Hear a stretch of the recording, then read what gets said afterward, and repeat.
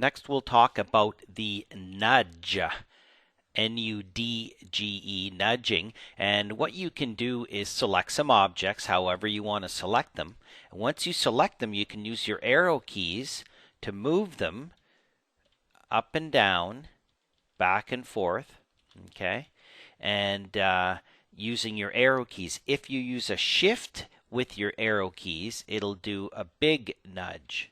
Okay, you have to be careful. If it tries to delete a window or door or something or conflict, it'll give you a warning. But for the most part, if you use your arrow keys, you can nudge it, and if you use a shift key, it'll do a big nudge. And you can do it again in a 3D view, a plan view. We can go to our main floor here. It wouldn't matter. Okay, grab this door. Using our arrow key, we can nudge it. Of course, we can flip our doors around however we want here, and then we can nudge it and then shift. Now, if you move the door outside, it's eventually going to give you a warning like that. So you have to say either delete the door or hit cancel on that last nudge and then move it back in. So shift, arrow key, and that also works in, for instance, an elevation. We can click out to clear our selection, zoom in. Okay, pick on this window. Now, if it's aligned or locked to the other windows, it'll move it, but it doesn't seem to be, so I can nudge it, or I can shift nudge, or go sideways.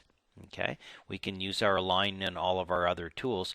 And also with surface patterns, you can nudge and move them. If you hover and go in close, and you tab on the keyboard, the powerful tab key, and then you select one of the lines, then when you nudge that, you actually can move the pattern up and down. Okay, you can use your align key as well to do that. You can say align to this window head, and then you can use that. And you can align one pattern to the next pattern on a different wall over here. Okay, so nudging can work with objects, and it can also work with surface patterns. And this could be in a plan or an elevation or a 3D view, not just an elevation. You can be anywhere you want and you see a surface pattern, you can do that.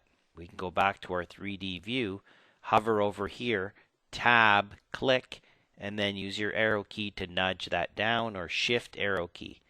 Okay? As well as using your align tool. So the nudge option, you'll see us use it all the time. It's a kind of it's just a semi accurate way of moving things around. And if you don't change your zoom, it goes by your zoom level. If you're zoomed out really far and you nudge it, it'll be a larger nudge. It goes by the snap settings actually, and it also goes by your scale factor. If you're zoomed in really close and you nudge it, it's going to be a much smaller space. Okay, so it depends really on how close you are when you go in and you do that nudge. If you stay at the same zoom factor as an example, and you can pick more than one object, of course, right? You can grab these three guys and watch. I'm going to nudge, and every time I nudge, I count 1, 2, 3, 4, 5, 6, 7, 8, 9, 10. Right? So if I don't like it, or I'm somewhere in between, I can go 1, 2, 3, 4, 5, 6, 7, 8, 9, 10, and I know it will be back exactly in the same place again.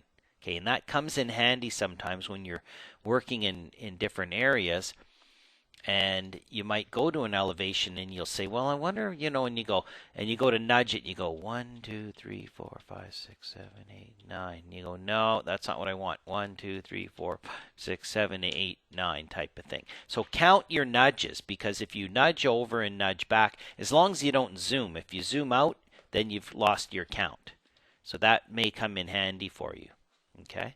So nudging with the shift key, using your arrow keys, select whatever objects you want, use your filter to get the objects you want, and then start counting your nudges, and it comes in real handy to move things around. It works with dimensions and everything else. It doesn't just work with windows and doors. If we have actually, have a dimension in here and we take this, hit escape, I can click on this dimension and I can nudge that up and down. You don't want to nudge a level because it'll start moving things, but you can pick on this guy. Sometimes you want to get it just enough to, sit right in there. That's when you might use that type of thing.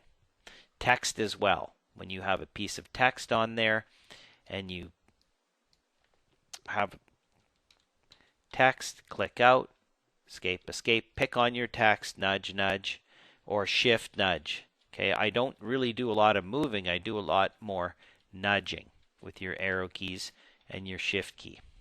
So just about everything will allow you to nudge it. If you nudge a wall and there's a wall attached to the end of it, it'll pull the end of that wall with it. We'll get to that when we start moving and copying objects.